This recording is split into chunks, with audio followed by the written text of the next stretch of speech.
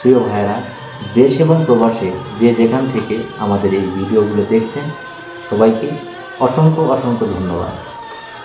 আজকে আপনাদের সাথে কথা বলবো, সোশ্যাল মিডিয়াতে একটা তোলপাড় চলতেছে, যে ভিডিওটা সবসময় আমরা দেখতে পারতেছি যে ইমরান তালুকদার আর তার সাথে আরেকটি মেয়ে ভিডিও বানাতো।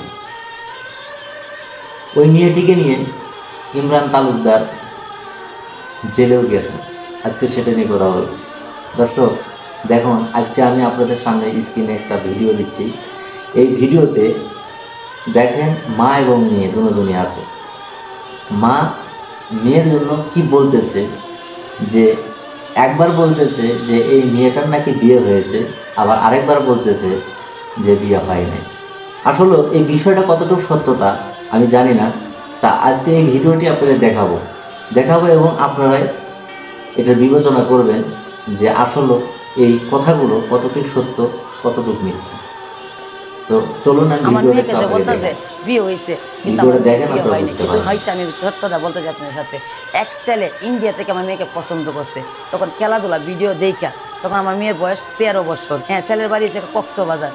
তারপরে ছেলেকে আমি সবকিছু দেখি, আমার ফ্যামিলি কিন্তু চট্টগ্রামে থাকে, কিভাবে দিব আনতে ওই ছেলে লেখাপড়া বলছে, সবকিছু বলছে।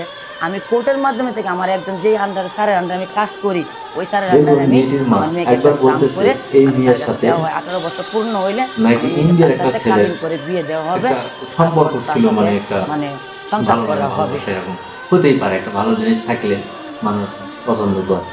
তো তার সাথে আবার বলতেছে যে আরো একটি ছেলে, সেই ছেলের বাড়ি বলে চিটাগাং, তার সাথেও নাকি আবার এরা তেরা কাজ কাম হয়েছে। তো যাই হোক, কতটুকু সত্য জানি না।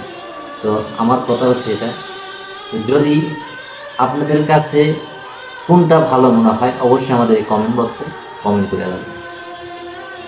আর ওনাদের আরও নতুন নতুন ভিডিও দেখতে আমাদের সাথে থাকবেন। আমাদের এই পেজে ফলো এবং লাইক দিয়ে আমাদের সাথে থাকবেন। সবাই ভালো থাকবেন, সুস্থ থাকবেন। দেখা হবে আমার নতুন কোনো ভিডিওতে। সে পর্যন্ত ভালো থাকবেন। আল্লাহ হাফেজ।